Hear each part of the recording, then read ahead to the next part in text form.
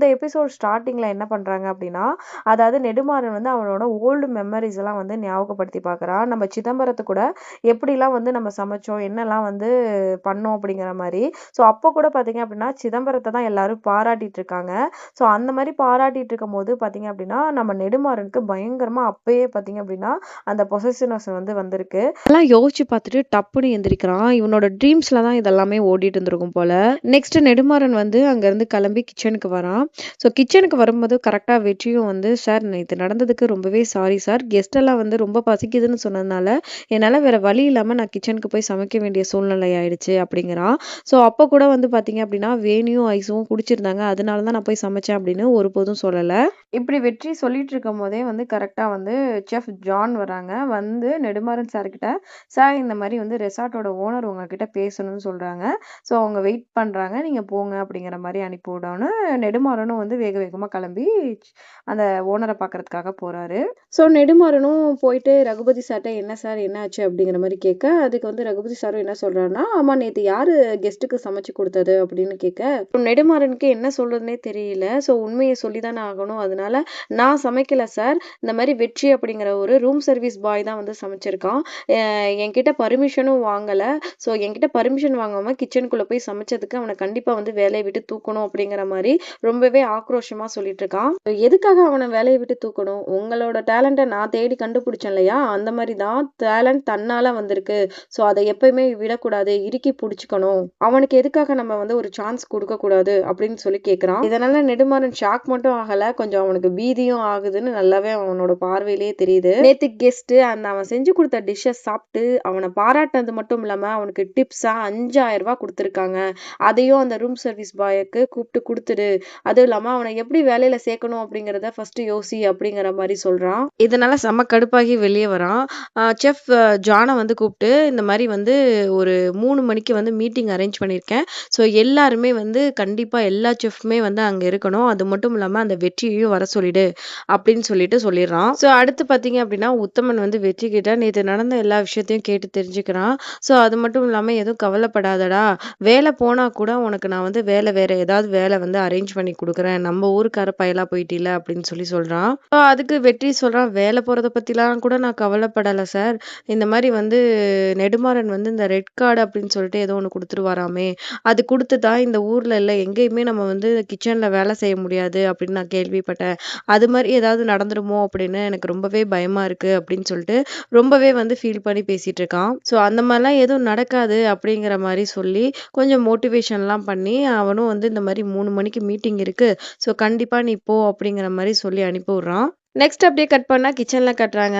அந்த வேணியும், ஐஸும் வந்து இன்னொரு செஃப் இருக்காங்க. அவன் வந்து சொல்லிட்டு இருக்கான், இந்த மாரி லாஸ்ட் டைம் வந்து ஒரு செஃப் வந்து இந்த மாரி குடிச்சிட்டு பண்ண ரகளைனால அவருக்கு வந்து ரெட் கார்ட் குடுத்துட்டாரு.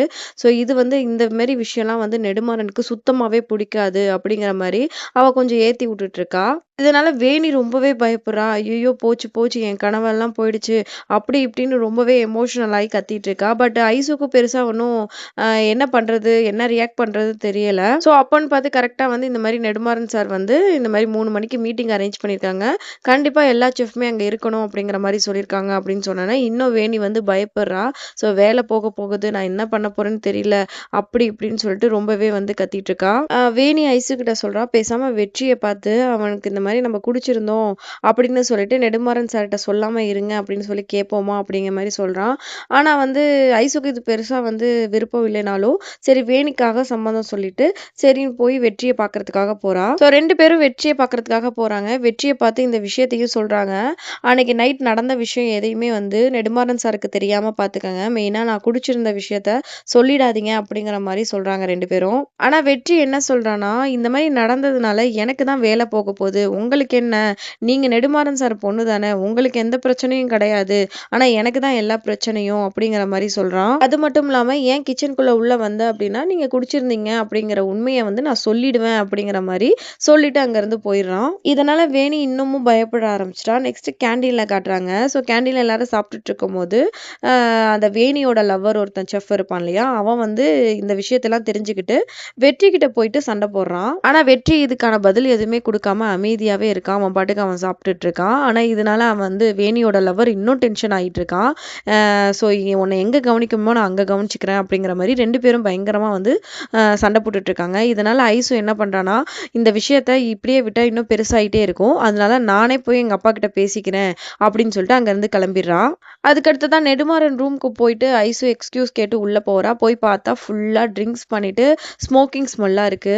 உடனே இவளுக்கு ஒன்றும் புரியல. அப்பா இந்த மாதிரி ட்ரிங்க்ஸ்லாம் பண்ண மாட்டாரே அப்படிங்கிற மாதிரி ஒரே கன்ஃபியூஸ்ல என்னப்பா இதெல்லாம் அப்படின்னு கேட்டுட்டு, ஏன் நைட்டு நீங்க வரல அப்படிங்கிற மாதிரி கேக்குறா. அதுக்கு நெடுமாறன், என்ன என்ன கேள்வி கேட்குற அளவுக்கு நீ ஆயிட்டியா?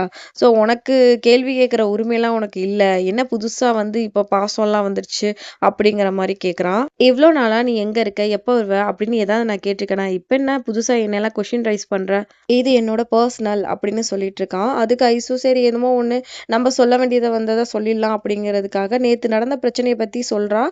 அதுக்குள்ள வந்து நெடுமாறன் வந்து ஷடாப்னு சொல்லிட்டு, எதுவும் பேசுறதா இருந்தாலும் 3 மணிக்கு மீட்டிங் அரேஞ்ச் பண்ணிருக்கேன், அங்க வந்து பேசு, இப்ப வெளியில போ அப்படின்னு சொல்லிட்டு அனுப்பி விட்டுறான். இதுக்கப்புறமா ராஜன் கிட்ட சொல்லலாம் அப்படின்னு சொல்லிட்டு இவங்க எல்லாம் ராஜன் கிட்ட போயிட்டு பேசிட்டு இருக்காங்க. ஸோ அப்ப பாத்தீங்கன்னா ராஜனும் வந்து என்ன பண்றது, வேற வழி இல்ல, இனிமேலாவது நீங்க கேர்ஃபுல்லா இருங்க அப்படிங்கிற மாதிரி அட்வைஸ் பண்ணி அனுப்பிடுறான். அப்போ வந்து ரியா கிட்ட ஃபோன் பண்ணியா, உன்கிட்ட ஃபோன் பண்ண சொன்னாலே, ஐயோ ஆமா இந்த பிரச்சனையில நான் வந்து மறந்துட்டேன் அப்படின்னு ஐசு சொல்றா. ஸோ அங்க இருந்த வாக்குலயே வந்து ரியாவுக்கும் வந்து ஃபோன் பண்றா.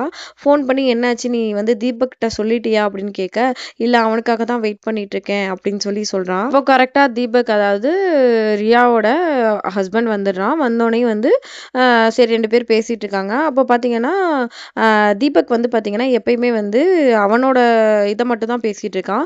ஸோ ரியாவுக்கான பேசுறதுக்கான டைமே வந்து கொடுக்கவே இல்லை. அதனால ரொம்பவே கடுப்பாயி 2 பேரும் கத்திட்டு இருக்காங்க.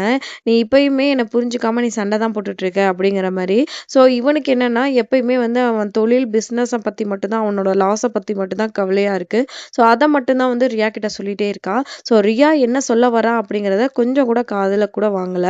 இப்படி சண்டை போட்டுட்டு இருக்கும் போதே வந்து ஒரு ஃபுட்டை ஆர்டர் பண்றான். அதுல வந்து பாத்தீங்க அப்படின்னா அவனுக்கு பிடிச்சதை மட்டும் தான் ஆர்டர் பண்றான். ஸோ ரியாவுக்கு என்ன பிடிக்கும் அப்படிங்கறது கூட கேட்கல. ஸோ ரியா வந்து வந்தோடனே, ஃபுட்டு வந்தோடனே, எனக்கு இந்த ஃபுட்டு வந்து பிடிக்கவே பிடிக்காது, அது மட்டும் இல்லாம இப்ப நான் சாப்பிட்ற மூட்ல கூட இல்ல அப்படின்னு சொல்லிட்டு 2 பேருக்குமே ஆர்கியூமெண்ட் ஆயிட்டு இருக்கு. இதனால ரியா சொல்ல வந்த விஷயத்த கூட விட்டுட்டு அவ அங்க இருந்து கிளம்பி வந்துடுறா. இதுக்கப்புறம் நெடுமாறன்ட்ட பேசிட்டு ஐசு வெளியே வந்தா இல்லையா, அப்போ வந்து வேணியும் அவனோட லவ்வரும் என்னாச்சு ஏதாச்சுன்னு கேட்க, இது எல்லாத்துக்கும் மொத்தமும் காரணம் நீதான், நீ குடிச்சிட்டு பண்ணதுனால தான் வந்து வேணியும் மாட்டிக்கிட்டா. ஸோ வேணியோட வாழ்க்கையே வந்து இதை நம்பிதான் இருந்துச்சு. உனக்கு என்ன, நீ வந்து அவரோட பொண்ணு, உனக்கு எந்த பிரச்சனையும் இல்லை, உனக்கு வந்து தேவையான அளவுக்கு சொத்தெல்லாம் சேர்த்து வச்சிருக்காரு உங்க அப்பா. ஸோ ஆனா எங்களுக்கு அப்படியா, அப்படி இப்படின்னு வாய்க்கு வந்ததெல்லாம் பேசுறான். உன் ஃப்ரெண்டோட வாழ்க்கையவே நீ தான் கெடுக்க போற அப்படின்னு சொல்லிட்டு வாய்க்கு வந்ததெல்லாம் பேசுறான். அப்போ வந்து வேணி சொல்றா, டேய் ஸ்டாப் பண்ணு, நான் சொன்னதுனாலதான் வந்து வெற்றியை வந்து சமைக்கிறதுக்கு உள்ள அலோ பண்ணா, என்னாலதான் இது நடந்துச்சு, நீ தேவையில்லாம பேசாத, நீங்க 2 பேரும் ஃபர்ஸ்ட் சண்டை போடுறத நிப்பாட்டுங்க அப்படின்னு சொல்றா. ஸோ நெக்ஸ்ட் எல்லாரும் மீட்டிங்காக அசம்பிள் ஆகுறாங்க. எல்லாரும் அப்படியே வந்து டென்ஷனா வெயிட் பண்ணிட்டு இருக்காங்க. இதோட இந்த எபிசோட முடிக்கிறாங்க.